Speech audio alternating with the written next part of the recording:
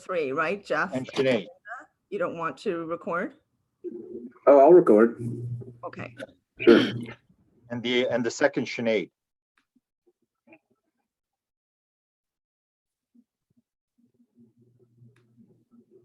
Yeah. There we go. Technology. It's supposed to be your friend, but it sometimes isn't. Okay, so I've just paused our recording just for now while we're getting settled. Okay, how about you gonna give me permission so I can put the audio up? I'm just gonna grab the audio. I thought you automatically had it. Okay. I don't think so. All right, there you go. Do you have it now? Yes, I do. Thank you. Okay, perfect. Perfect.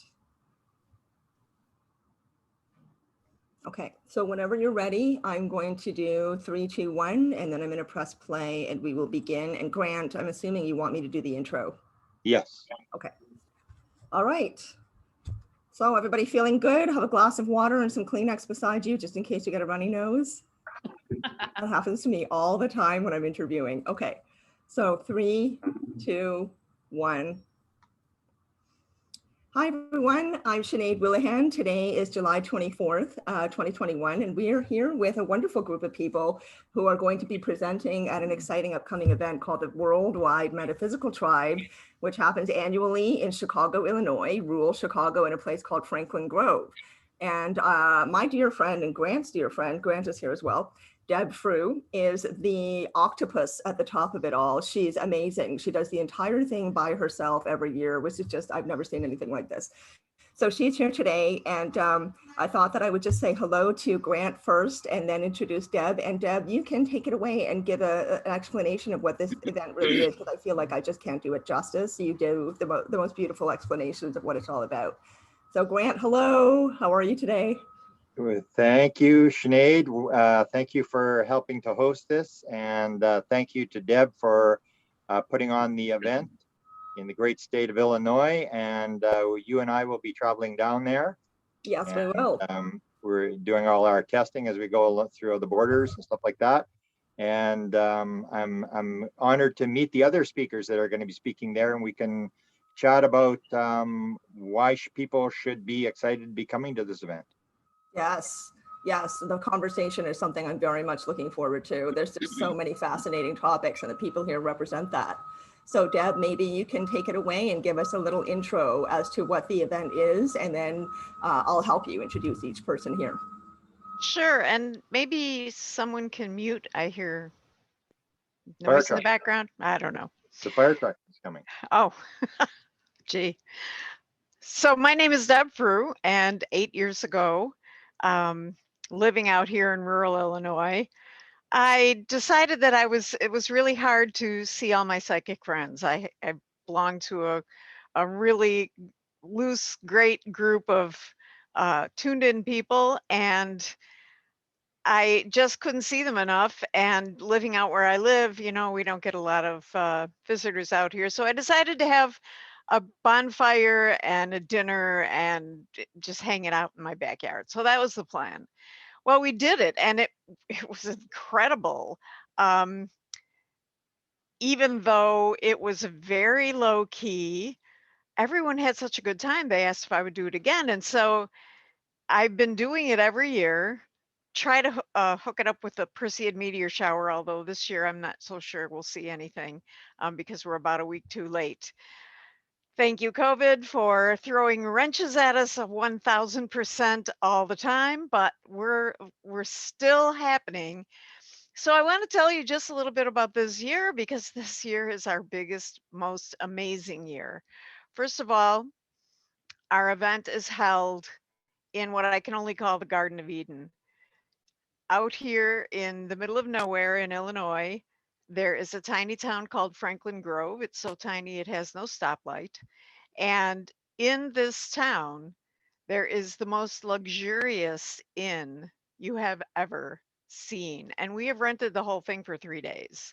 So, well, for 3 nights, so 4 days.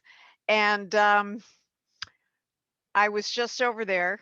This year they spent COVID just beautifying it to the nth degree. So first of all, we're going to meet in the most gorgeous setting ever. Second of all, it's the speakers. This year, I usually have one, maybe two speakers. This year we have 7 speakers. Not all represented today, unfortunately, because of course life is in the way, but I'm so excited to have Sinead and Grant talk to our speakers this year, because although there is a misconception that this year our theme is UFOs, it really isn't UFOs. It's consciousness. And how does consciousness interact with what we think is happening out there? So I'm so excited for the speakers because they're all coming at it from a different angle, and it's just my pleasure, my joy to do this every year. So those of you who can see the egg boxes behind me, this is sort of a tradition. The egg boxes hold the goodie bags that you'll be taking home. So Thank you, Deb. I am looking forward to the goodies, but really it's just so much to look forward to already. You know, goodie bags or no, just the fact that there's going to be such incredible content, and the inn is absolutely stunning. The photographs are just making me drool. So let's introduce our speakers. I'm thinking that maybe we can go with Jeff Lurkey first. Jeff, I'm assuming I'm pronouncing your last name properly. It is Lurkey, isn't it? Yeah, that's right. Wonderful. And would you like to give a little introduction of who you are, what you're about, what you're going to be talking about this year? You've been in the community for quite some time already. Your presence online, you're known for some amazing content around orbs, but I thought that I would leave you to explain it as you would like to. Yeah. So I'm just gonna, I guess at the event, kind of share a bit of my story and like maybe some experiences that led up to kind of where I'm at now. But as you said, I take images and video of different phenomena like Sendra mists, beams, rods, a lot of things that are kind of in between. I take the images and videos indoors, outdoors, different locations, and they're pretty cool. And I'm going to be showing 95% of them I'll be showing for the first time at this event. So pretty excited about that. But also I wanted to, like through my story also, hopefully, show others how they can, make their own kind of contact with the phenomena if they choose. And should be very cool. And I'm excited. And sorry, say that again. The last thing you just said, sorry. It should be very cool, and I'm excited. Yes, it should be very cool. It should be very cool indeed. And actually, I'm kind of hoping that the people that are here for this event will act as magnets, because a lot of us are doing energy work and have an understanding of how energy and consciousness and vibration are all a part of all these so-called different things that we're doing that are actually all interrelated. So definitely I'm looking forward to this sort of collective energy and the possibility that something may happen as a result of all of us being there together, right? I think that would be really quite something. Can I jump in? Yeah. So Jeff, what will you be speaking about exactly? I guess different. Oh, sorry. Oh, go ahead. I was just wondering if you're focusing on one specific story as an example, or, are you going to have one sort of pivotal point, or are you doing an overview? I guess the pivotal point, I guess, in it is that really that anyone can make contact, and that there's ways to do it, and that it mostly involves being in a high state of love and positivity, and there's different things you can do to raise your energy to make contact. And I don't think there's necessarily anybody who's like specifically chosen. I think it's a path everyone maybe has, whether in this life or a next one. This path, I guess, of self-realization and kind of the truth of things. And Can I jump in with a question, Jeff? Yeah, of course. Yeah, you live in one of my favorite cities, Chicago. Yeah. And you're getting these photographs right into Chicago. You have a photographic background. So you're going to show you a lot of these photographs that you've taken. So you're going to bring your cameras along and people will actually see the stuff appear on your camera as you're photographing, because people will be doing sky watches and stuff like that, right? So you'll be able to show people, and I've seen your photographs there. We've done a couple of interviews. Whatever the phenomena you're capturing is pretty spectacular. People around the world are actually capturing it as well, in Australia and Macedonia, and I've shown some of the photographs from around the world. But you seem to have some of the better ones, and so that's what I want to ask you about your photographic background, and are you bringing your cameras along to try to photograph and maybe show other people how you can produce these types of photographs, which I think Deb is actually getting as well. Yeah, definitely. And in terms of gear, I just really use my iPhone for the most part. But I can definitely show people how to, I get the images and videos that I do. Yeah. Beautiful. Yeah. And so you've taken how many photographs? I think I asked you before, but how many photographs have you taken? It's a huge number, right? Oh gosh, it's like probably over 20,000 easily. Yeah, and I'll be showing like well over 300 or so images and video at the event. So maybe at some point during this, you can take over the screen and just show us maybe 10 or 15, so people will know what we're looking at. Sure. Right now. Well, no, he can get them ready.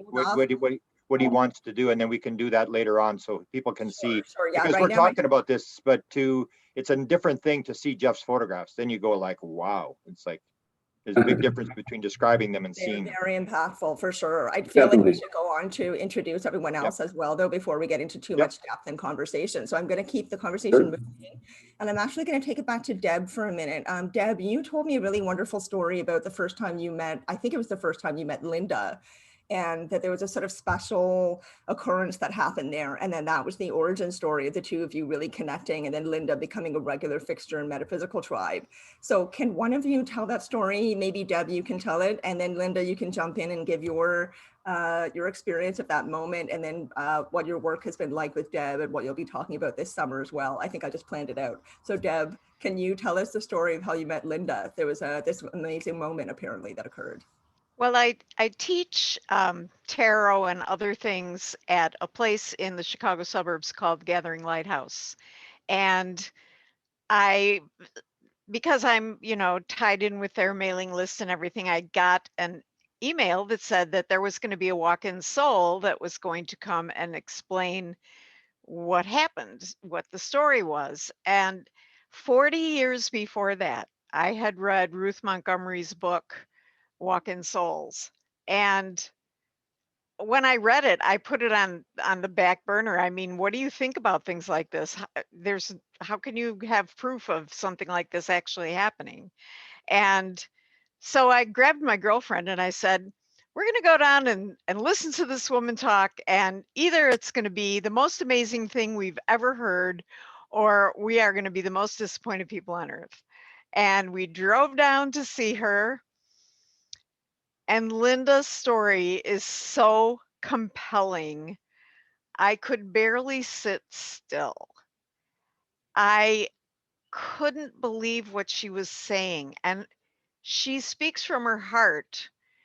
You know that she went through this. And the proof is always, the proof of the pudding is always in the eating. And let's just say that when this all began transpiring, Linda did not recognize her own family members. So if that isn't proof positive that something happened, but she can tell you everything that was happening internally, spiritually, mentally, physically. What a story. So Linda, you go ahead and say what you'd like.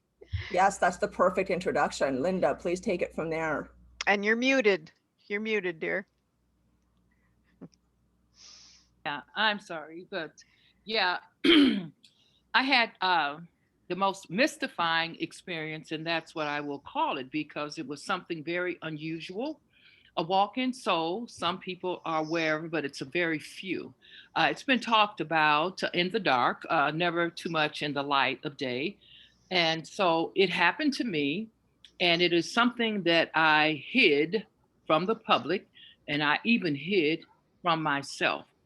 It was such an unusual experience, and I had never heard of anything of such until I really shared it with a friend of mine who's a doctor, and he's very astute with other cultures and spiritual practices. And he told me what happened to me while I was in the nursing home was called the walk in soul. And then he began to explain to me how it occurs and all of the different variables that might impact me. In fact, he told me to begin to count my age from the day that the walk in occurred. So I talk about the walk in because after I publicly spoke about it, I began to understand that the masses had never heard of this. It was a different phenomena and it needed to be shared. People need to know because there were other walk ins that I had channeled. I had channeled information regarding other walk ins all over this planet, and they were not aware of who they were. And they were hiding in the closet, but they would become light workers. So I wrote a book, and the title was Spiritual Phenomena and Walk in Souls. And it was very important because there were so many changes that occurred to me, as Deb Frueh stated, psychologically, physically, mentally, spiritually. My entirety shifted and it changed dramatically. I was no longer the human that I had been in the past. I have documented medical records like this. I was given up for dead, and I was told by the top neurologist in Illinois. There were a group of them, and they all informed me, also along with the University of Chicago and other hospitals in the Chicago area, as well as the Mayo Clinic, that I would never, ever walk again because I could not walk. But today, I can tell you, I run. Wow. Wow, Linda, that is phenomenal. And you have such a wonderful presence, by the way. I'm just very happy to meet you, and I'm looking forward to meeting you in person. I want to hear more, but I think we should save it for the event. So can you give us a little history of your involvement with Metaphysical Tribe? Because my understanding is you've been going for a few years. You started years ago. Yeah, actually, it's after I met Deb Frueh at the Gathering Lighthouse, we developed a rapport and a relationship. And so when she had her event at her home, I attended, and we've just developed a wonderful relationship ever since. And I'm just so engaged in her organization, and I just love it. I even talk about her in my book. Ah, that's fantastic. Yes. We have to give props when props are due, right? We have to give them. Definitely. So Definitely. yes. So I'm really, I think a lot of people are looking forward to hearing your story of your walk-in experience. I'm going to move on to the next person just to introduce them, and then we'll come back to you. Thank you so much, Linda, for sharing that with us. And Tara McCallum, lovely Tara McCallum, who I know well because I've actually hired her to do energy work with me. She is an extraordinary body energy healer. That is not even the right term. What she does is something totally new, something that I don't think we've ever seen before in the healing community, in the energy healing community. So Tara, welcome today. Thank you so much for being here. And I'm hoping that you can give an explanation of what you do, if that's even possible, but because it's just so extraordinary and often not, something that it lives within the realm of words, right? Because of the energy and the vibration that's involved. But if you can just do your best to give us an explanation of what it is, or just describe what it's like for you to be in that role, helping people in this way, that would be wonderful. Absolutely. And first of all, I want to say, I love your explanation, Deb, of what's happening at this event. The fact that we're expanding consciousness and then interacting with further consciousness, because that's the pocket that I love to live in, is in that space of possibility. And it really erases the whole fear level that I think anyone could possibly have about this. Like, we're really just sitting in the pocket of consciousness, which is expansive and brings in possibilities. So going back to the work that I do with the Muse method, it really goes to the Muse. And so I want to talk about why, like, Deb is actually the one who helped me with the name, the Muse method. And it was needed to go to this space where it really is an energy that we're contacting inside of each person. It's them, but it has its own voice that's been leading us since the beginning of our time. And most people are constantly looking at the places that they need to fix, right? Like all the dirt that happens, all the crap that happens, all the things that we need to heal. And everything that I do has nothing really to do with healing. It's about wholeness. It's about vibrancy. It's about vitality and listening to the voice within that we're often silencing or hiding or putting in a corner. Beginning to allow that to come out, to trust it, and to watch what happens and what unfolds around us. Because when we get into that center space, everything around us starts to shift and resonate from that space. And for me, it's really all about results, right? Like, I love results for people. So not woo-woo at all. Like, I want tangible, practical change. And so for me, the reason why I stay in it is because I constantly see people's lives changed. Just an example, somebody I'm working with currently for the last, I think, 8 weeks, she's gotten engaged. She's changed from a career where she was a nurse, working in 3 different jobs, like having 3 different bosses. And now she's attracted the job that she wanted, where she's working one place. She's able to integrate her home life and her work life with more ease, and even getting more money. So very real things, but it comes from the space of really knowing what your internal guidance system is drawing you towards. And the reason why it's the Muse is it really is this feminine voice for men, women, children, and everybody, that is all about receiving, right? It's the space of being and receiving. And when we move into that space, things shift and change for us. So I don't know really what else to say other than it's a lot of fun. I can hear things from people's bodies, and I've been able to do it since I was really young. It scared the bejeebas out of me, and I didn't like it for a long time and turned a lot of it off. I have a far off. It's not the same as you, Linda, at all, but I got really sick and nearly died from trying to turn off all my abilities and live normally. And so when Spirit spoke through the doctors that wouldn't have normally said, like, she can heal herself, leave her alone, stop doing, like, don't do a blood transfusion and so on.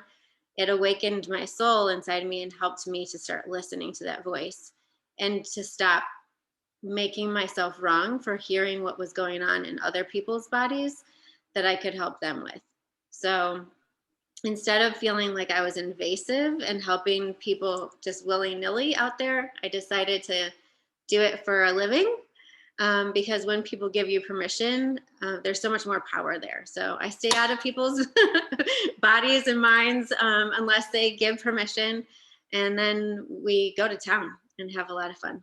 So amazing. I mean, I know from personal experience that it's amazing, but it really is a transformative experience entirely. It's very holistic. And also you're touching on something that I just want to bring up, because I think everyone here is able to relate to this. You know, we all seem to be living in this time where many of us, regardless of our age, there's a lot of talk about, you know, indigo children and starseed children, this new generation that's very interesting, right? Of young children, they're different. I'm a teacher, so I've worked with many of them, and there's definitely something different going on. And people are talking about this, right? This is happening all over the world, this new generation of children who seem to have abilities and seem to feel very strongly about the earth and things like that. But in terms of us, you know, people who are around our age or in our generation or older or younger, that many of us are saying basically what you just said, Tara. I mean, Linda, you've definitely had this experience of living our life, you know, the usual way. You get a job, you go to school, you date, you have friends, you go to parties, whatever. And then all of a sudden something, you start to become aware that there's something else going on. There's something very deep, something very real, and it's difficult to process that, right? Especially in this culture and society where there's no space to really talk about these things. It's becoming like, now they're becoming more and more spaces for us to have these conversations. But, you know, when I was growing up, I certainly didn't feel able to talk about that. So it's also amazing that so many of us in our adult lives, even with all the conditioning we've had, right, and all the messaging that we've experienced through our lives from society and culture, that we're still able to face this part of ourselves and really integrate it into who we are, and, you know, live in this place, right? Live in this place of more authenticity, because we can't not, you know, it becomes so undeniable that you cannot turn away from it, even if it's something that you feel like is external. You know, if you're someone who's seeing UFOs all the time, that still changes you. You know, it might not be something you're experiencing in yourself, but it has a hugely transformative spiritual experience. So I want to jump over to Jean. Tara, thank you for sharing what you said. Much appreciated. And also, I know you're not feeling so great today, so extra appreciation for being here. So Jean, I would love to hear from you. What do you think about well, actually, let me change that question. Let's start with your connection with Deb. How did you originally find Deb and connect to be able to do this kind of work together and participate in Worldwide Metaphysical Tribe? I believe Tara introduced us. For a moment, I was like, how did I meet Deb? And then I was like, Tara introduced us a few years ago. Okay. Deb invited me to speak at her group. Wonderful. So share with us a little bit about yourself. You know, what has your experience been like, and what will you be talking about at the Worldwide Metaphysical Tribe this summer? I will not be talking about anything metaphysical. So it's like, I am like the least woo-woo person there. And I'm going to be talking about to these people as business owners and how they can literally turn their businesses around. Because I know in the metaphysical tribe and in the metaphysical world that most of them do not know how to make enough money, and they look at this as a gift that they have and feel bad capitalizing on it. So, which never allows them to earn enough money so they can be more, do more, have more, or give more. Oh, that's fantastic. Well, I will be listening closely because I'm definitely wanting to learn about that very thing. But Jean, at the same time, you're not presenting at the Better Business Bureau. You know, you're here with a whole bunch of weirdos. So there's a reason why you're here with a whole bunch of weirdos. You are also a weirdo, and there's got to be something about you, right? Please share with us. I have a little bit of a woo-woo side, and I do let her come out and play once in a while, and I get to come out and play it. And I do talk a lot about the law of attraction and things of that nature, but it really is about simple ways that people can make money. I bought 2 bankrupt businesses, and I literally had one option to turn them around fast or lose the dream home that I took a mortgage out on in order to buy them. Wow. So, and failure is not an option for me. So it really is about helping other people. I've known that was my mission in life since I was 26 years old, that I was supposed to help small business owners make more money. I just did not know how to do it at 26 because I had never been a business owner. So Wow. it was just crazy that I found my purpose in life so early, and then I had to spend the next 30 years trying to figure out how to use how to activate my purpose. Wow, that's amazing, Jean, because, I think sometimes people, when we use that phrase, I have a purpose, I have a mission, people don't necessarily associate that with helping people build businesses, but it doesn't matter how we use that feeling. When we have that feeling of, oh, this is my purpose, this is what I'm here for, I'm here to do this, then it's just a matter of figuring out where to put it. And it could be in any kind of area at all, business or something metaphysical, it doesn't really matter. It's all essentially the same thing. That's my personal view. And I love that you said that your purpose in life is helping people.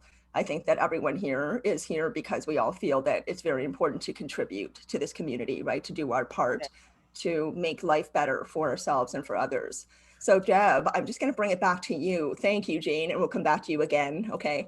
But Deb, I want to go back to you because this sort of circles back to your reason for starting the tribe. I know you alluded to that already in your introduction, but now we've sort of introduced everyone. We've talked a lot about what they're going to be doing, and the meaning behind this event is being revealed now that we're deeper in conversation. So I just want to go back to you and ask if there's anything you'd like to add about the purpose of this event and what this is bringing to people's lives. Well, I'd like to first of all just say one thing, and that is that I'm a party planner. I was a born party planner. So I had to figure out where to put that. What am I going to do with my love of planning parties? And that's part of the backbone of the metaphysical tribe. So that's what makes it so much fun for me to throw it together. But as far as the deep impetus behind it all, the first time, or the first 2 times we met at my house, just, hanging out, had a big bonfire, s'mores, it was no big deal, watched the Perseid meteor shower. But for some reason, people kept asking me to do it next year. You're going to do it next year, right? And I think, really? Most of the people who came the first 2 years, including Linda Wilks, they drove 100 miles each way to get to my home. And they left at 11:30 at night. And I'm thinking, and they want to do this again? Okay, hey, I don't have to drive. I'm cool with it. But during the second year, Well, let me I ask had you something. Let me ask you something. Why do you think that people wanted it to happen again? What was it I about don't know. it? The first time it happened, there was the biggest full moon, and it was overlooking the cars driving home, with all of the people who had come. It was shining in my bedroom window all night, and I just thought there was something going on here, but I couldn't tell what it was. The second year that we had this in my backyard, I thought, well, I should make it something special. We can't just have s'mores and, you know, sit around the campfire. So what are we going to do? So I called a storyteller friend of mine, and he told a story about a mortal man who met a fairy and married her. It was a great little story. He was so talented, it seemed like his 5-minute storytelling was actually a 30-minute story. But he was standing in front of a part of my yard that I call the wild space. And I'll digress for just a moment and say that the wild space is named for Findhorn. If you have not heard of Findhorn in northern Scotland, this is a great rabbit hole to go down. In Findhorn, there was a couple who had no money and they had no visible means of support. They wound up during the winter in a trailer home on the beach, if you can imagine Scotland in the winter. And they started hearing voices from the fairies. And the fairies were telling them, well, if you want to eat, because they were starving, you have to grow this plant this way and that plant that way. You can't just treat us all the same. And so this couple started to follow the advice of the fairies. Long story short, the fairies did tell them at the end of, or somewhere in the middle of their relationship, they said, you must leave us a wild space. This is a place where you're not cultivating, you don't have a plan, it has to be wild, and this gives us a chance to recharge. So I have this huge wild space in my backyard, and it's for the fairies. And I always said that, never seen one, but I love that. well, so I mean, Fox, being Irish, I'm sort of biased. There's a lot of fairy and leprechaun right. stuff over there. Yeah. So our storyteller tells the story of this guy who marries a fairy. And at the end of it, Linda Wilkes stood up and she said, Pan, who is, everyone knows who studies fairies, Pan is the head of the fairies. She said, Pan just told me if we say his name 3 times, he'll appear. Every time I tell this story right now, I have goosebumps every single time. And I just looked at her and I looked at the group, and so I stood up in front of everybody and we drew out his name, Pan. Pan. And we got to the third one. Oh, and now I have to digress again. Sorry. It was a super hot day. It was the hottest tribe event we've ever had. It was probably 95, and I think the humidity was 10 million. And everybody who came, God love them, all they wanted to do was go home and take a shower. But no, they were there for my backyard thing. And in the wild space, all of the plants, the trees, the brambles, everything, they were just like this. They were just wilting. They couldn't take the heat. So here we are, listening to the words of Linda Wilks, say Pan's name 3 times. I turn around and look in the wild space, and all the plants are like this, except this one bush that was shaking at 100 miles an hour. And I tell you, there was no breeze. We would have killed for a breeze. We would have given all our money for a breeze. There was no breeze. And yet this one bush in the corner, which is now swallowed up by the wild space, you can't even see it anymore, shook and shook and shook. And I looked at the group and I said, am I the only one seeing this? And everybody else, I looked at them and their mouths are hanging open. So I thought, okay, there's something going on here. And I guess I better figure out what it is.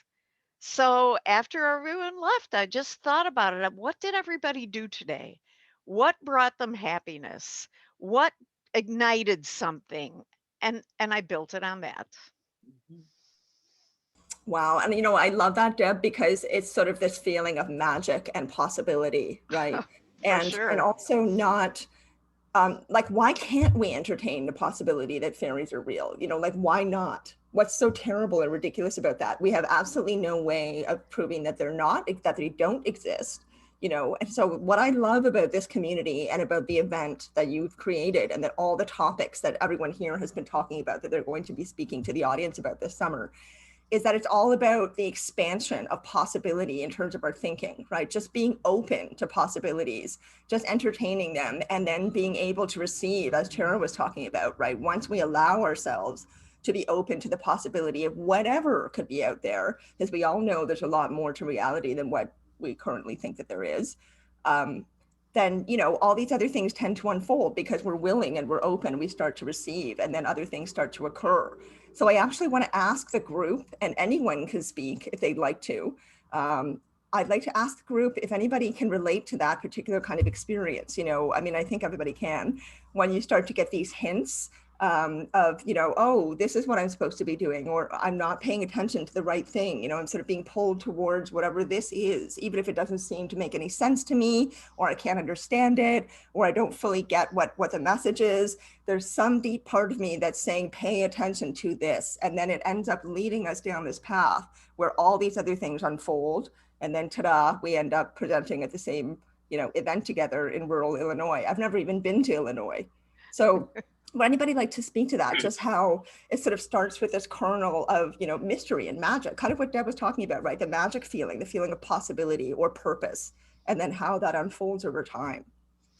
Just want to put that out there for everyone. I know Grant can relate to that because he had a huge sighting, UFO sighting, very famous in Canada, called Charlie Red Star in 1974.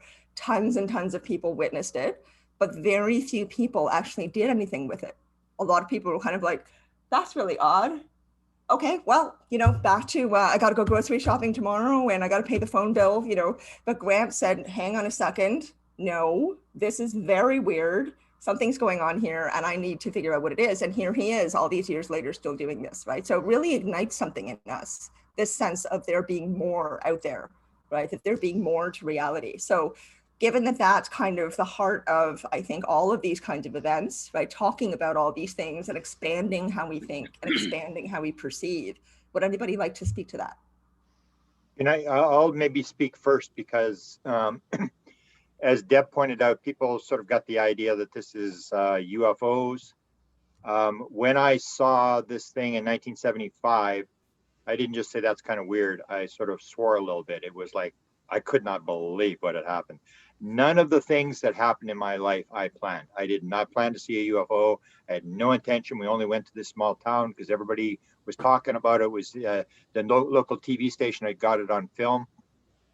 The biggest event that happened to me was the event where I suddenly realized it's not as nuts and bolts as people think it is, the whole world. And that was the 2012, where I'm in Phoenix, Arizona. I'm watching Colin Andrews talk about crop circles. I have no interest in crop circles whatsoever. I only go there because he's a very famous guy, and I figure I should go in the lecture and listen to him, because this is an event, a big conference where it goes from 8 o'clock in the morning till 11 o'clock at night, and you don't go to all the lectures. So I said, okay, I'll go into this lecture. And that's when I have this noetic experience where basically I am told, this is consciousness.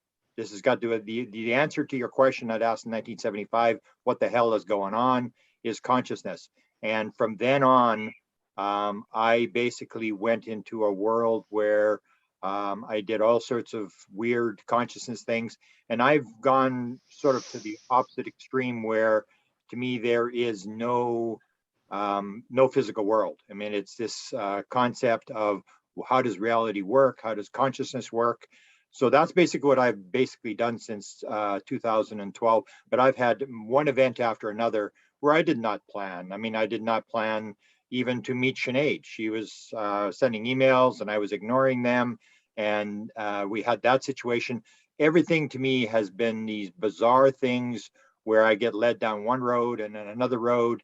And I'm in a situation where I really don't need anybody's money. I don't need anybody's approval. I can do what I want. And I basically don't talk about UFOs really at all. I mean, that is part of the whole thing. But I go into the whole idea that I was trained. I actually spent money to go to Chicago for a week to be trained as a healer on the Bankston healing method.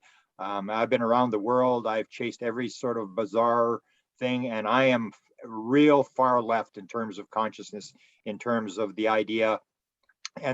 And when I had my 2012 experience, I'm going to be talking about contact modalities, which is the whole idea of what this is all about. The tribe has people who are psychics and walk-ins and people who are healing and mediums and tarot card readers and stuff. And that's what the whole book's about.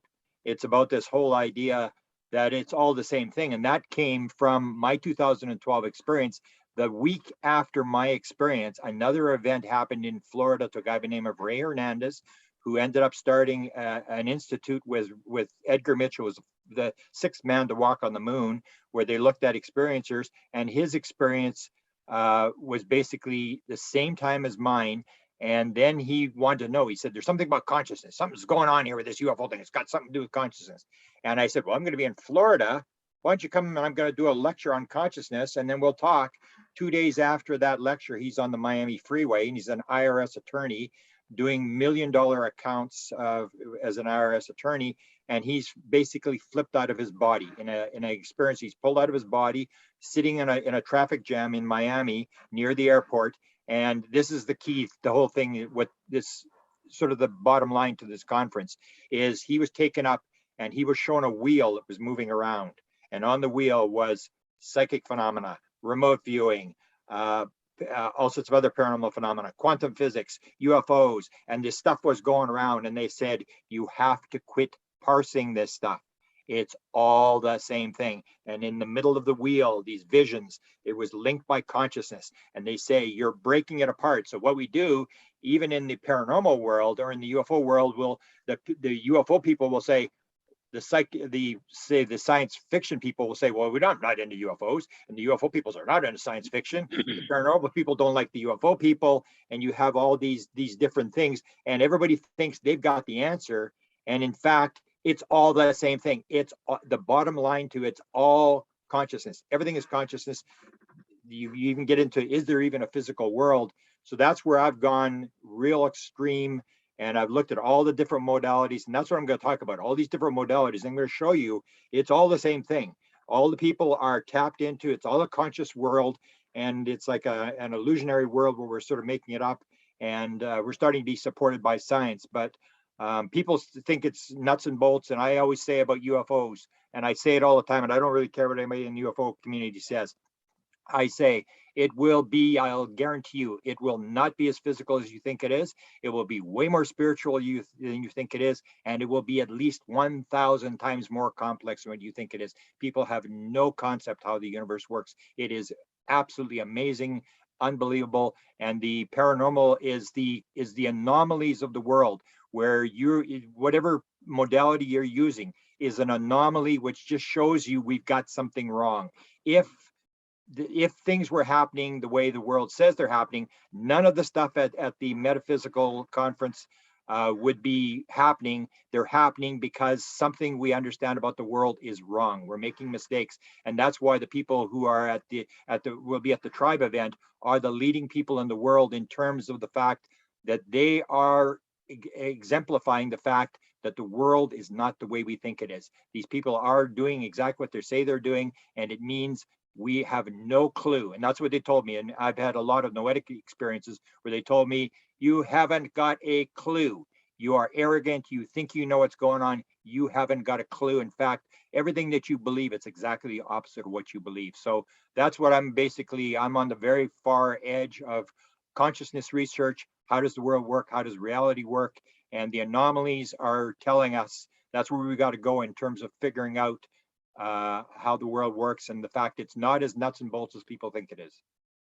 Thank you, Grant. And, I really love that you are emphasizing we don't have a clue, because there's so much, again, possibility in just saying, I don't know.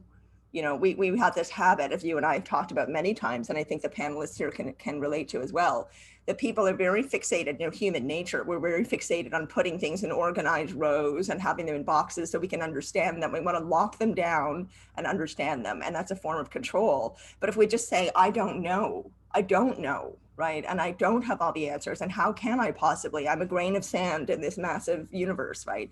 Then it allows us to have less limitations in our thinking. We're able to be more exploratory. So I just want to put it out to the panel. Would anybody like to speak to this? Because it really is a really wonderful topic. We're sort of centering things here on consciousness, on mindset, on how we think, and the power of mind, the power of energy and vibration that comes along with that. And being in a sort of vulnerable, a place of vulnerability, a place where we're open to possibilities, and then things can happen. Who would like to speak to that? You guys are wise folks. You got a lot to say. Deb. First of all, this is the reason why I asked Grant to speak at the Metaphysical Tribe event, was because he's saying the same things that we say. He's just coming from a different perspective. And if you listen to him, you hear the same conversations that we have. And I really do feel that this is a watershed moment, this particular conference, because it hasn't been done yet. No one's doing it. We're going to do it. Whoever comes is going to have an incredible experience, because we're taking two major thought systems from two different perspectives, and we're showing how they are all one, and that we are all talking about the same thing. Just briefly, in 1993, I was blessed to interview the heads of the world's religions for a documentary, and it was so much fun. I personally have no religion, and so it was nice to come at it from a fresh perspective. And what I realized at the end of the whole thing is everybody that I talked to was talking about the same thing. They just had different traditions around it. And once I realized that, I didn't have well, we're the one true religion, and you all are all confused and you don't get it. And so I feel like this group that is meeting in August is an almighty group of people. First of all, we have Jean coming. Jean Kuhn is, I just have to say, when she spoke in 2019, our last live event, I never saw so many people dig for paper and pen so fast in my life. She can break it down into useful pieces of information that you can use right now. And this is her gift. And those of us who are in this corner of this niche of the world for our way of living, why should we not have the income that we need to be able to show the people that need to hear it what we have to offer? And you can't do it if you're sitting in your basement waiting to win the lottery. So Jean actually ties this all together for me, because yes, we can all have amazing experiences, but unless we have the wherewithal to be able to go out and speak to other people. And after this event, I think something is going to really crack open, because we are in a new place now. And everybody's been saying, oh, 2020 was so awful. 2021, no better. When is this going to end? Well, it's going to begin the birthing process, I believe, at our event. And the reason is because we're bringing so many groups together to hear that we are all operating from consciousness and how this affects the world, because we're looking at it inside out. We're looking at it the wrong way. Totally agree. You know, I could not agree more. So I won't bother running off my mouth on that right now, because there's just so much to say. I'd like to give everyone else the opportunity to pipe up.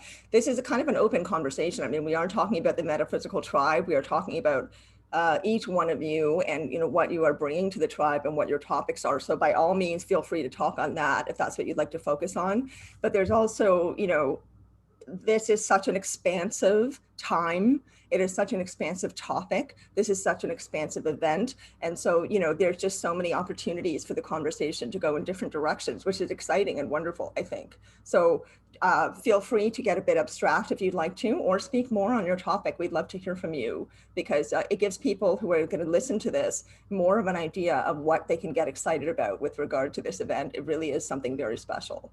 So who would like to speak up? I'll go. So I just wanted to share, you asked earlier, like, what was a magical moment? And I have to say, for me, moving into the space of who I am right now wasn't magical at all. I did it kicking and screaming. Everything that I was naturally gifted with and what I was experiencing and being felt like it didn't fit in. And there were moments where I felt judged. And I didn't want to be judged, right? Like, I think what I was after from the very beginning was a sense of belonging, but I didn't realize that in losing myself and who I truly was, I could never belong. Like, I would always feel outside of groups, outside of myself, smaller, whatever it was. But I sought after how to be normal, like how to fit in and how to be normal for so long. And so I stuffed down the gifts from, like, when I was 11 and my grandfather passed away, like I spent the whole night talking to him and like talking to the clouds and to the elements, and, you know, and that freaked other people out and I didn't realize. And so that whole experience of other people judging me for my ability to cry for other people, and I just wanted it all to stop. So for me, it really was pain that invited me into my gifts. It was like, it was either you're going to die, you know. I was in the hospital with HELP syndrome. I think it's hilarious. It's called HELP, but like that's actually what it's called. And right, it's like perfect. And that was the moment that I got invited into knowing myself as whole and embracing it. Otherwise, I wasn't going to continue to survive. And I think that it's not always magical. Like, it's not always magical moments. Mm-hmm. It's like you can fight and resist, and then when you finally surrender and you are vulnerable, then the power comes. I really believe that there's power in vulnerability. And then also, there's a fallacy out there that when you truly become yourself and you own yourself, that you lose everyone. I actually have found the opposite to be true. I have found deeper connections. I've found some people fall away for a little while, but they rise back up and connect in a more meaningful manner. They show up in a way that's way more supportive because I'm willing to be me and be honest, right? Because I think when we're not being us, we're not honest. We don't realize that because we're seeking approval and validation and so many other things. So I love the fact that I really don't understand anything about the UFO, paranormal, science fiction world other than TV shows that I liked and watched with my dad when I was young. And yet, like, this whole conversation, I'm like, everything in my body as each person is talking is vibrating in the space of yes, yes, like be there, be in this space, listen to what they have to say, because there is so much power, like you said, Sinead, in saying, I don't know. It opens everything up. And so I'm willing to say, I have no idea, and how cool that you're going to bring more to my world and to each person's world, and what can we create from that space. So I can't wait to be a participant, not just a speaker. So showing up for that piece. Ditto. Yes, I feel the same way. You know, the thing, I think you and I and Deb have had a couple of conversations together where we've just said we can't wait to just be together, like just being in the same space, because it creates this amazing collective energy. But I also really appreciate you saying, Tara, that it's not always magical. It's not always pretty. It's not always beautiful. So agree. And, you know, one of the things that Grant and I have had millions of conversations about and interviewed people on is the fact that we live, you know, this is our perspective anyway, that we live in this 3D dimension, whatever you want to call it. We live in this current reality where duality is very much a part of how we live. And so there's good and bad, so-called, in everything. And, you know, I don't like those black and white terms of good and bad. Things really are shades of gray, but that they both serve a purpose, that they both help us to grow, and that, you know, things can be very, very challenging and very difficult, especially maybe when we're coming into our true selves, when we're making a shift into living more authentically. I think Linda can certainly relate to that. So maybe she'd like to speak to that. But Linda, just in case you do, I'm going to give you a minute to think about it, because I want to jump to Jeff for a second. Tara mentioned UFOs and saying she doesn't know anything about it. And Jeff, you've been doing a lot with orbs, and some people think that orbs are also a kind of UFO. And so, you know, that just made me think of you. But the question I want to ask you is, even though this is seemingly for you an experience of something external, you know, seemingly it's external, what has been the impact for you? Like, why is this something that you feel that you need to bring to other people rather than just keeping it for yourself and doing all this documenting on your own? Why do you feel like you need to bring it to others? Because I feel like everyone has the ability within themselves to see the same things that I'm seeing. And like you mentioned, like it's, for me, like it actually, you know, started as an external thing, like, you know, wanting to see flying saucers and stuff like that. And I did quite a few times and still do. But I started to notice things about them that that it was more of like a connection than, like Grant, you were saying, like, than you would think. In that, like, it seemed like, so I would do certain protocols that I do that, you know, where I sort of say things in my head and welcome them, and, you know, and then they appear, like in the sky. So just that connection that we can, you know, sort of manifest and create for ourselves to have with them. But the more and more I started, like, shooting images and video, the more I was seeing that it was definitely not like a physical thing, and that it almost this idea that everything comes from nothing, and that as you'll see in like some of the images and videos, that things just kind of appear out of nothing. And including some of like the video I have of craft that seem to like come in and out of this reality in a way. So it's kind of led me to this, uh, path of seeing how nothing's actually separate in this world, and just the message of oneness, and how everything in this actual reality is if you start to look at things like, like politics or even sports, everything is this or that. You choose one thing or the other. So this sort of like openness to a non-binary view of the world. Yeah. I was muted. Thank you, Jeff. Oh, yeah. Grant, would you like to jump in? I know you have quite a bit of, well, of course, you have quite a bit of insight, being an expert on these things, into, orbs and UFOs, and you've also done a couple of orb panels and collected quite a lot of data and material on that. Do you want to jump in and make any remarks about connecting to what Jeff just said? Well, what Jeff was saying, and I think Deb said the same thing, and that's the key message I see from all the different modalities that I've looked at, whether it's Edgar Casey, was where I started before I had the UFO sighting, to everything, is this oneness message. That is the number one message that experiencers talk about, 54%. We want to parse it. That's why we get into these sort of divisions, whether it's political or whether it's the paranormal thing, where we turn it into religions. We want to have I or me in every sentence that we do, and so we turn it into our own little thing, and we have the answer. I can almost 100% guarantee you the answer is it's all one thing. It's all connected.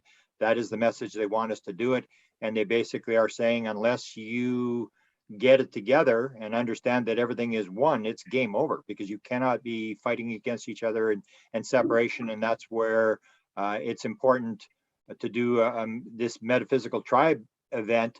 Is it's not just one thing. It's not saying this is the answer, that's the answer.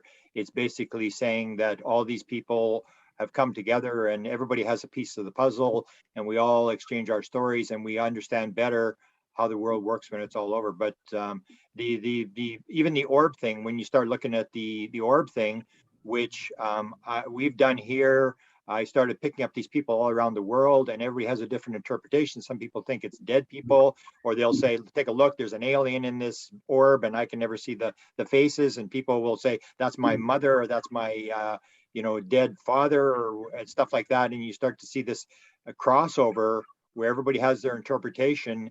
And that's where we have to realize that we are part of, as the great physicist John Wheeler said, it's a participatory universe. We're part of what we're experiencing. We want to separate ourselves.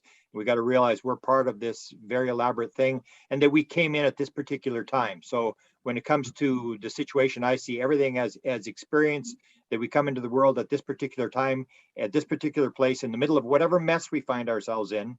And we probably came because we said, oh, the COVID's happening, I'd like to go there. I'd like to go during that because I think I can contribute. And that's where I sort of vary from a lot of people, where I say we are here for a reason, and all we got to do is figure out what are we supposed to do, and are we doing it, and not really worry about what other people are doing.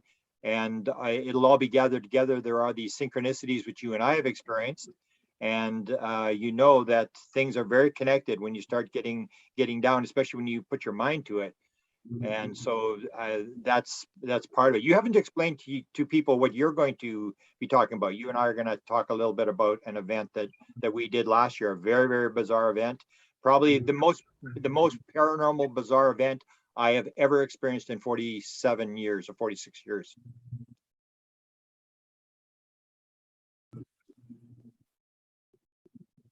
Sinead, are you there? Sorry, yes, I am. Okay, there we go. Sorry, I didn't realize I was muted.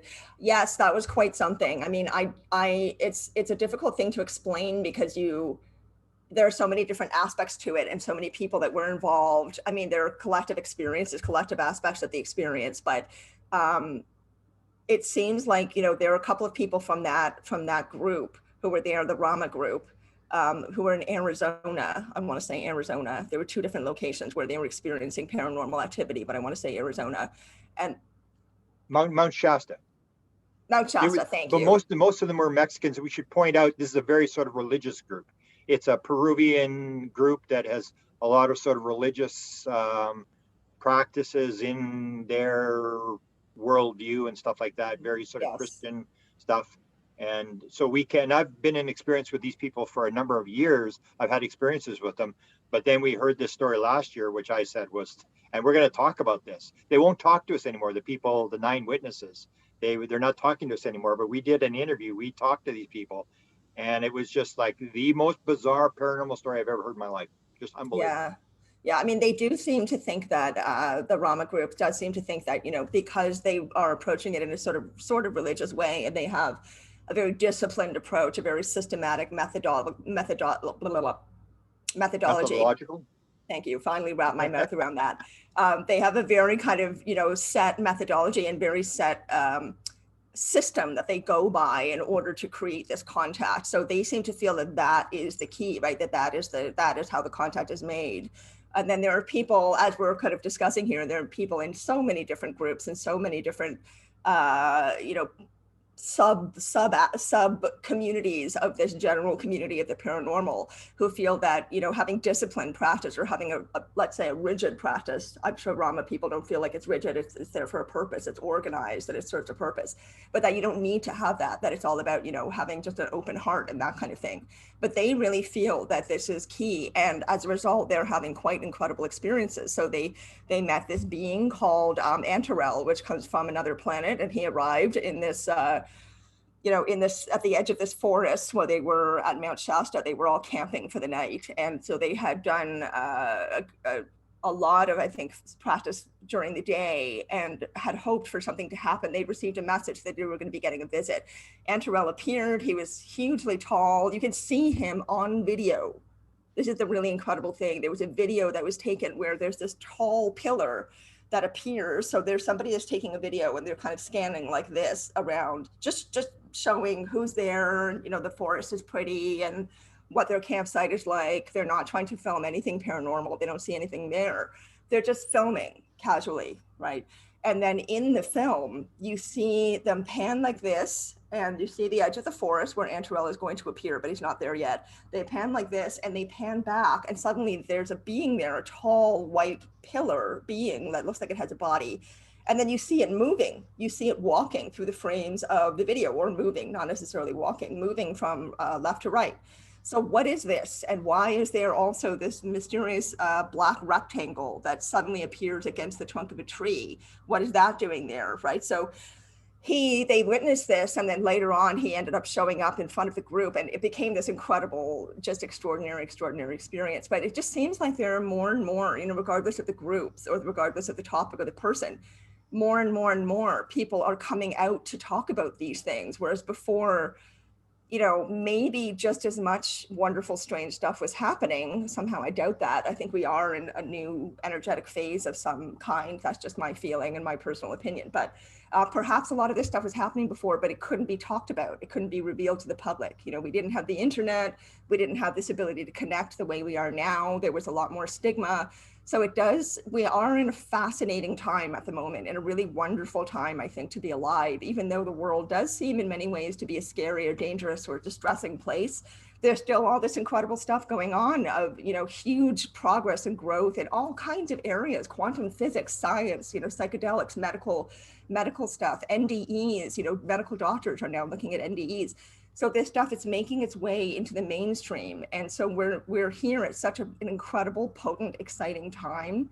And it's just such a wonderful gift to be able to talk about these things with each other. So again, I want to bring it back to the panelists.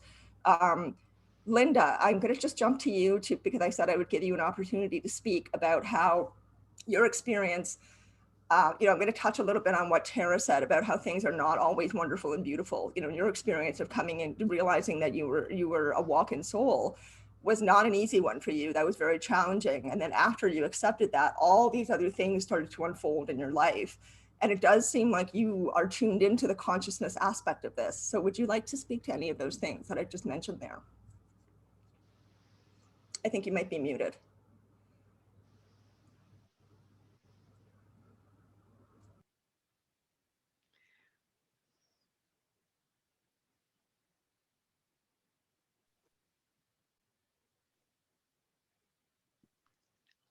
Okay, how's that? There you go. Okay, good. Yeah. Yeah, and one thing about me having the walk-in experience, and I have to say that it is me, and it took me some time to incorporate that idea into the totality of who I am. I had to accept it, but I had to grieve the soul that I lost, my original soul. After I did that, my consciousness began to become expansive. And it became expansive because the soul that entered my body was from another dimension, a higher dimension, and had worked on other planetary systems prior to embodying within me. So therefore, I was calling the information that I was getting channeled information because that's what people pretty much understood. But actually, it was sharing information and opening me up to new knowledge, new information, and expanding my consciousness. And it was expanding my consciousness so fast that I had to do some inner talk and say, wait, you're giving me too much, too fast. I want you to give me this information in a harmonious way that I can stay balanced and grounded, because the consciousness that happened and the expansiveness of it is almost, it's amazing, but it's very difficult to explain in our normal everyday language.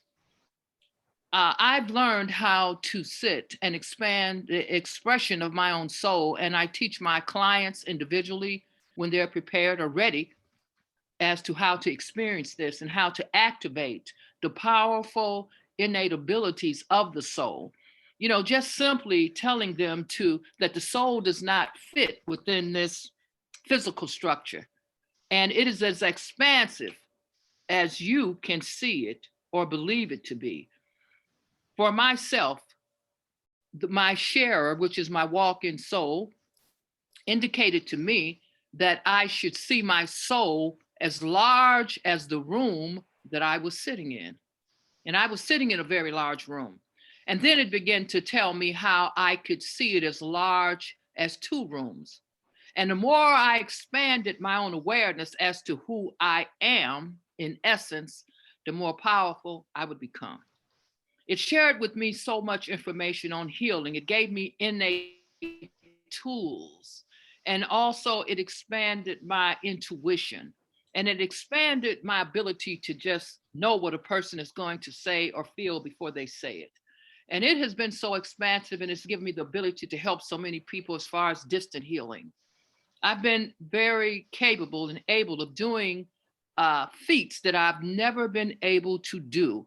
Information such as that I have never been taught in a specific discipline. It allowed me to differentiate between my physical body and my brain structure and my mind. It has informed me that the mind is very separate, and it goes on when the body makes its transition. That is the essence of what the soul is, consciousness. And that we can tap into the consciousness because the consciousness of those who have passed on has never died. If there's anything that I would like to know or understand, I put my consciousness on the consciousness of those who have gone on, be it a mental scientist, be it a physician, whatever it is I need, I can do that. But this is because that soul that walked in has so much power and knowledge, and it has empowered me. And it helps me to help individuals expand that awareness. It also helps me to radiate out energy, to just radiate it out to groups of people or individuals, and they can feel it. And I feel it. I'm feeling it through the screen, Linda. Yeah, I feel it as it flows out, and it's a very high vibration. And they teach me how to keep myself in a very, very high vibration, because vibrations and frequencies are so important. And so it has shifted my entire consciousness, expanded my consciousness, and I can connect my consciousness with the consciousness of another individual to help them become more whole in whatever their desires are. So I love consciousness. I love awareness. It's so important, being aware, paying attention. You know, it's the most important thing.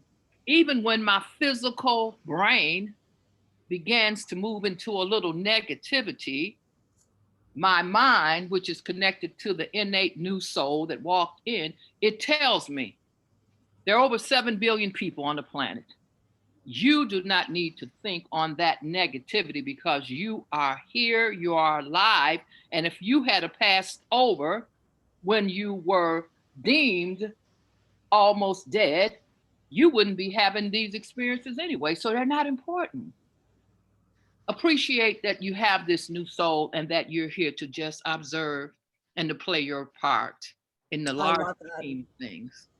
I love that, Linda. That was so beautiful, and I feel your energy through the screen. Like what you've said about vibration, really. I think everyone here. Again, I keep repeating myself, but you know, once you kind of wake up to this feeling that, you know, there's something more, or there's something I need to know, or there's a path here I have to follow. You know, the more you follow that, the more you come into awareness of who, as you're kind of saying, and everybody is saying, of who we truly are. And you're not kind of saying that, you really are saying that, who we truly are, right? Once we come into that more and more, then our power starts to reveal itself. So you are a wonderful living example of that. And I really feel, I see your empowerment. I see your, you know, the energy that you're putting out. And I love the way that you describe that. It really is so true that when we allow ourselves to expand, and actually Tara, can you talk to this, because you helped me with that when we were doing our work together and I was your client, you know, a few weeks ago. You were talking about how the expansiveness of energy is incredibly important, right? That you have to allow it to go past the borders of your physical body, like Linda was just talking about. Grant talks about this all the time too, you know, that this is not something that we understand. We're not allowing ourselves to live in that expansive space. We're taught to be so constricting with ourselves, right? We're taught that, oh, you can't behave that way, you can't talk like that, you can't use those words, you can't do this. So there's this feeling of making ourselves smaller and smaller and smaller through life and not allowing ourselves to be our true self. But in the work that you do, in what Linda is saying, the power comes from allowing ourselves to feel as large as we actually are. I mean, one of the downloads I got when I was a very young child was that each one of us is a universe, a whole universe in ourselves, and that is the same as the universe outside of us. But if we want to understand who we are, we have to investigate our own universe first, and then bring that into connection with the rest of it. And I was reminded of that, Tara, when I was doing my work with you. Would you like to quickly speak to that? And then I've got a question for Jean after that. I'd just say that you and Linda said it really well. So I'm going to leave it right there. I can't add anything else to it. So I'll let you speak. Okay, thank you. Yes, sometimes too many words are not a good thing. So Jean, what I wanted to ask you is that, you know, although you have spoken very humbly here, you said, you know, I'm just this person who helps people with their businesses. This is my purpose, but this is what I do. And I don't necessarily have paranormal experiences. But I'm getting this really strong feeling that you have a power of intuition, because if I feel like you are able, you tell me if I'm right or wrong, but this is the feeling I'm having, that you are able to tune into people, what they need, and observe them very closely and kind of intuit what they might need in order to move forward on their own individual paths. Would you like to speak to that for a minute? Yeah, I'm really aware of the fact I'm really aware of the fact for a lot of things. Talking about, like, you've heard that saying, when the student's ready, the teacher appears. Absolutely. So when somebody appears for me, I am 100% looking for what I'm supposed to learn from that person. So, and that has just increased over the last probably 10 or 12 years, that I'm becoming so aware of the people around me and what am I supposed to get from them and what am I supposed to give to them. And so you're right, I do feel very intuitive, especially when I'm working with clients as far as what they need in their business, because as I'm having a conversation with them, I'm literally thinking, where the hell did that come from? Right? I've said something to them that they needed to hear. And on the other hand, I'm like, that's not something I normally would say. So, right. I'm really aware of the people around me and their energy, because I do feel like I read people's energy as far as knowing whether or not I want to be around this person, not like Tara does, right? That is to another level of reading energy. But I do feel like I can tell, is this somebody I want to spend time with very quickly or not? And is this somebody who has something for me or I'm supposed to give to? I can feel that really fast also, that they're there because they need something, or they're there because they need to give me something. Wow. Right. So So please keep I going. didn't Yeah. even realize that till I'm listening to this conversation here today, right? Of all of what that's about, because I don't know why, I just, all of a sudden it's like, oh God, yeah, this is, I didn't really have anything I was going to add to the conversation until this last little piece here. Yes, yes. I mean, I'm not surprised, right? I think we when we're on this path, we just keep discovering more and more and kind of surprising ourselves how much we are connected to things that we think we might not be, or, you know, maybe ways we were when we were a child that we later become disconnected from because of the conditioning as adults. But we think it's gone. We think that's just a, you know, an innocence of childhood thing. But then you can actually reconnect with, you know, those very strong instincts and insights and abilities to tune in that children have. So that kind of leads to my next question for you. Before you grew up and became an adult and entered onto this career path, you know, became a professional, there must have been some ways that your instinct and your intuition was showing up in your life prior to that to kind of help you feel like this is a place where you could put it right into this profession and help people in this way. So I want to ask you if you've ever had experiences, or if you had the feeling even that you were an intuitive or insightful child, and how that might have played out for you. No, and I never did, but I will tell you that I have a very poor memory, and so I write a lot of stuff down and things. So I always tease that I'm like, I asked my mom, I'm like, did you drink when you were pregnant with me, because I can't remember crap. But she said yes. We didn't know it was wrong at the time.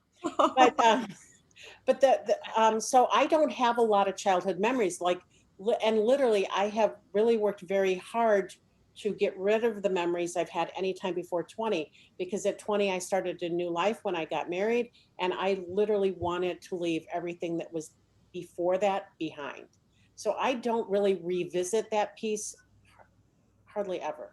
Oh, Hardly wow. ever. Interesting. Okay. Yeah. Okay. It seems to be this very natural, innate kind of skill that you have that was, you were able to channel it into this profession that, you know, people might think has nothing to do with intuition or instinct, but it clearly does. You have to be able to read people and tune into them. And that's a powerful skill to have. Yeah. And I do think though that it's been developed over the last 35, 36 years, right? That I have developed that. I honestly don't believe I brought it with me before then. Wow. Wow. But Interesting. it's been, I've been doing work on myself, personal development work, for the last 40 years. So I work really hard on my development, and which includes all this other stuff, the awareness and intuition and things like that. I just feel like I developed that. I don't think I had it. I think I developed it. Interesting, interesting. Because I mean, there are different schools of thought with that as well, right? Some people say that we're born with these natural abilities and we just have to uncover them. Other people say that we have to teach ourselves to develop them. So I think it could be both, you know, either or, Yeah. all of the above. But thank you, Jean. That's fascinating. And I'm really looking forward to hearing your presentation. Yeah, Thank I've just heard such wonderful things about you and about your work and the effectiveness of your work from Deb. So yeah, really looking forward to that. I am bringing my husband back on Saturday because he is so excited about the CE5. So, Oh, wow. and we had just recently started talking about this, and just watched a couple documentaries and things. And when I asked him, I said, Deb's doing this, and I didn't really put it all together what this was until a couple weeks ago. And he said, yeah, I want to go. That's fantastic. That's fantastic. Yeah. Yes, sometimes we end up corrupting the people around us and dragging them in with us, right, into this wonderful field. Exactly. Can I So make a Deb, comment on actually, that? maybe, oh, sorry, Grant, go ahead. Yeah, I just want to make a comment on the CE5 because Marcel and Kim aren't here. But one of the things that you're going to see is a CE6, which is they're bringing radios. Now, you may not have seen this, but Marcel is part of a group where they've developed, it was developed by a guy who is an expert on shortwave radio his whole life. He's been fascinated sending signals off the moon and stuff. And they developed this situation where they have these small handheld whatever it is, small walkie-talkies that they send out signals, and they get signals back. So they'll have all the radios on the same frequency, and half the radios will start to chatter. and they'll send out a message, and then suddenly these radios will start going. So not only will you see Jeff taking photos of the sky and stuff appearing on the camera, you're also going to see these radios that Marcel and Kim are going to bring along, that you'll actually see interactions with these radios going off. It'll be not just a sky watch. It's going to be much more complex than that. Oh my God, he's going to be thrilled. Yeah, you'll be buying radios. You'll be buying one of these radios. They actually have these radios around the world, and people are sending signals and getting back signals, and they're trying, now they're even into starting to learn of trying to get the message, what the signal is coming back, because the signal will come back across the radio, to put it through some sort of processor to see what is the other side saying. It's fascinating stuff. It's very new. It's only maybe the last year these guys have come forward with this technology. I've known about it for a couple of years, that they were secretly working on this, but this will be at this conference. I think the first conference that they've had these radios at, so it'll be very interesting. Is it something that he can buy now? Yep. Yep. And they'll give him the frequency. He can be part of this little group. There's people around the world who sort of get linked into this group, and they told what frequencies, and they sort of exchange stories about radios going off and messages people are getting and stuff like that.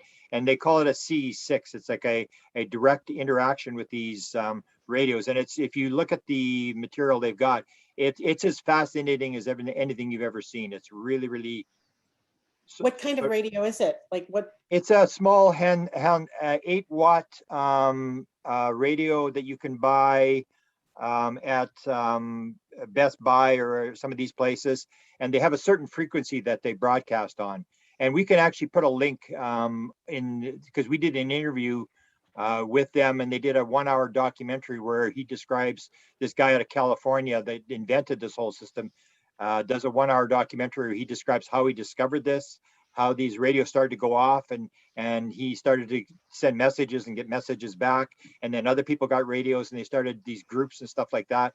So it's moved to a different, it's almost like everything else. It's sort of like we're gradually learning, the veil is thinning, and more people are getting ideas. And I think one of the things we've got to remember is that whatever the phenomena we're dealing with is, it is talking to us. It's not that we're figuring this thing out, we're so smart. They are helping us. They're giving people ideas and giving people missions. And I think you always got to remember, there's two sides to this disclosure thing. As the veil thins, the other side steps in more and more to help the people that will be at this conference to get their message out. Very cool. I'd like to add too, because two of our speakers aren't here, Marcel and Kim, they are bringing the CE5 experience. They are two of Dr. Stephen Greer's top CE5 facilitators, been all over the world.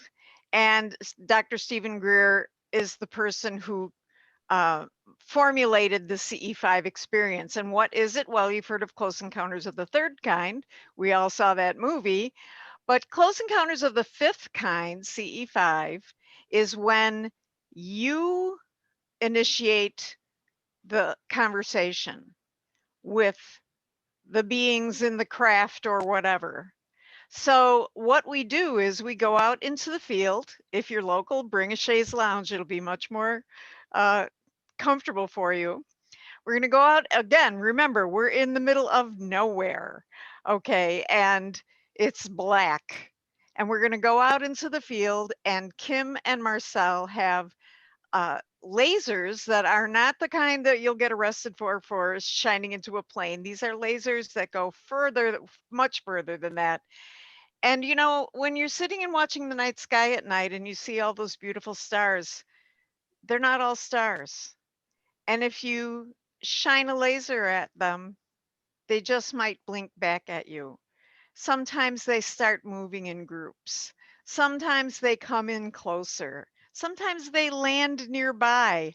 Marcel has a picture of an actual being that came and joined the group. So, I mean, I'm not making any promises. It may rain, we don't know. But what I'm saying is that this CE5 experience, they're going to have a 2-hour talk on Saturday to explain what the experience is and talk about the things that they've accomplished and done. And then we're going to go out and give it a try late that night from 9 to 11. So I do want to bring that up Thank you. because, And actually, yeah.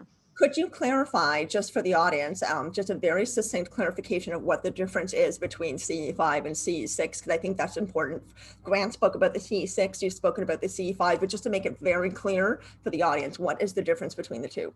So CE6 is really interesting. Basically, Jimmy Blanchette, this guy from Canada who now lives in LA, he's a radio monster. He knows everything about radios. He has a setup in his backyard that make you fall over. But what he does is he basically creates a message in a software program that changes that message. It's actually, like a graphic, changes that message into the squawks on a radio, and they send those sounds out, and then anything that comes back, we'll hear the squawks on the radio on our end. Now we won't have the software set up to translate it on the spot or anything like that. They have so many jillions of messages now. I don't know how they're ever going to translate them all. It's kind of overwhelming. But one nice thing that is really exciting for me is Marcel Vidovic, who is one of our CE5 presenters on Saturday. He is good friends with Jimmy Blanchette, and he and Jimmy have conspired to send a message out for our group to say, come on, participate in our CE5. We're going to be out there. We're going to be looking for you. Oh, that is fantastic. I'm thrilled. I'm thrilled that they thought of us and that they thought that this was a worthy thing to do, because again, it's the crossing the lines that we artificially draw between us. Yes. And that's what opens our minds. So One more little so comment I can make. And that is, I think if Marcel I don't know if he's going to be showing his photographs that he's taken, because he's been around the world. Yes, he's showing photographs. He has the one night where they had 64 flashes in one night. And he has the picture of the being, but just to give you a heads up, Jeff in Chicago also has a picture of a being that he got that he will show as well. Yes, I'm so excited, but don't show it today. Several. I think Jeff is getting set up right now to share his screen, and I'm going to give Jeff permission to share his screen. Jeff, that should show up now on your toolbar at the bottom of your screen. Wonderful, thank you. Do you see my screen? Yes. Yes. All right. So this is. Can you enlarge, Jeff? Can you enlarge just that one? Yes, perfect. Thank you. Yeah. So this is actually from a video that I took. So I have an Arlo security camera that shoots in infrared that I have in my backyard along the fence, and it aims straight up at the sky. And so what I try and do, I try and get images indoors, outdoors, and just in different ways, just to confirm what I'm seeing. And you can prove things are this or that, and disprove other things that way. But these were in infrared, and I'll actually show the video as well of these. Here's a closer shot. One. You know what, Jeff? I feel like that last shot that you just showed, Mike McClelland might like to see that, because it somewhat resembles an owl. That's what it looks like to me. Oh, yeah? Yeah. Mike McClelland, the owl guy, he might really like that. Oh, yeah. I might send it to him with your permission, if that would be okay. Oh, yeah, totally. Now I'll show the video of this here. All right. So these lines you're seeing are power lines, by the way, that are moving up and down. I saw some. Oh, wow. Oh. Wow. So Jeff, where is this being taken? Is this outdoors in your backyard? That's amazing. Yep. Yeah, it's just in the backyard here in Chicago, facing up at the sky. I would like to mention that if you've never been in anybody's backyard in Chicago, they're really small. Yeah. And Jeff gets incredible pictures. Wow. Oh, that's very cool. Yeah. And then I'll show a couple others that are from that same camera. One. Thank you, Jeff. Was there anything else you wanted to show us? Right. I think you're pulling something up. Your sound went out for me. Oh, yeah. Sorry. Let's see. Thank you. Sorry, I got to move this bar around the Zoom link bar. Well, you mentioned ferries earlier, so I wanted to pull up this one. So in this one, you can sort of see it. It comes in and lands right here and then flies off. I have one almost just like that. Oh my yeah? gosh. Yeah. Something in the background flying here too. Oh my gosh. That is It so sort of sits cool. there. Wow.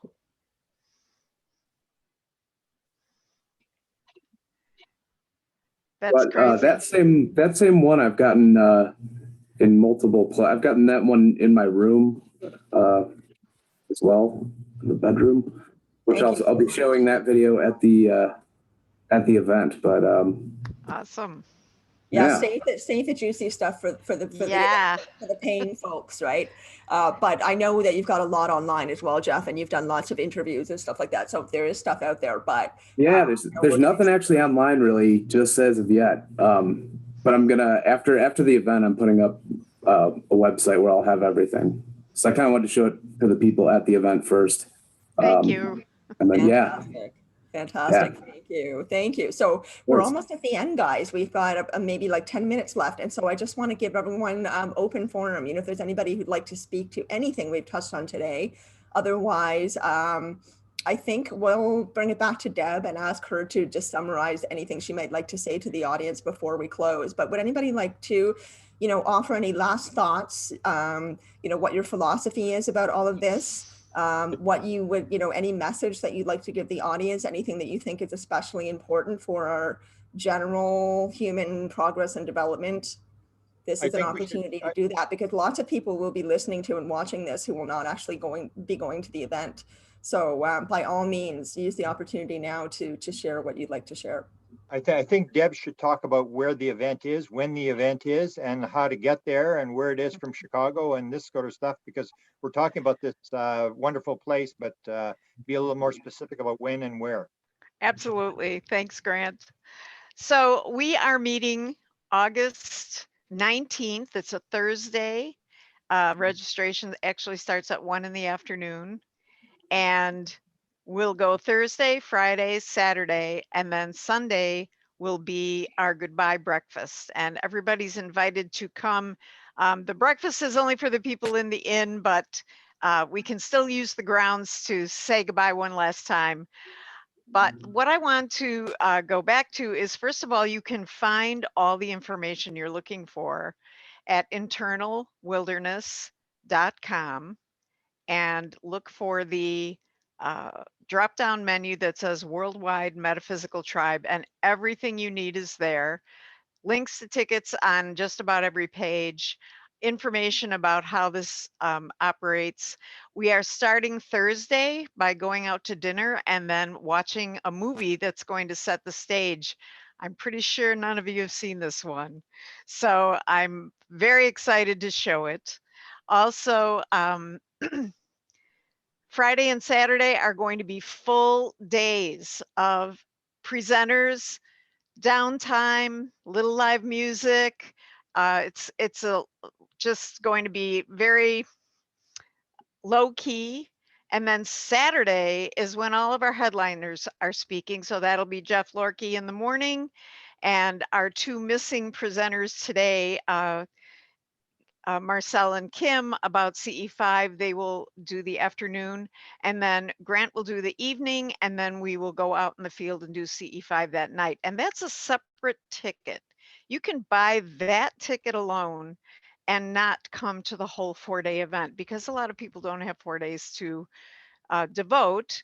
But if you're going to come to the Midwest for anything, you want to come to this, because who knows if anything like this will ever happen again. This is a unique moment in time.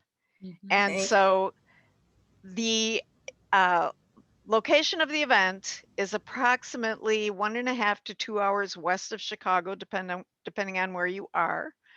And plenty of parking. Definitely bring a friend, because you're going to need somebody to talk to when this is over. And yeah, this is the year to come.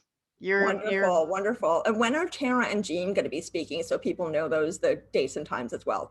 So Jean is our opening speaker on Friday, and she will be followed by Linda, and then Linda will be followed by Tara.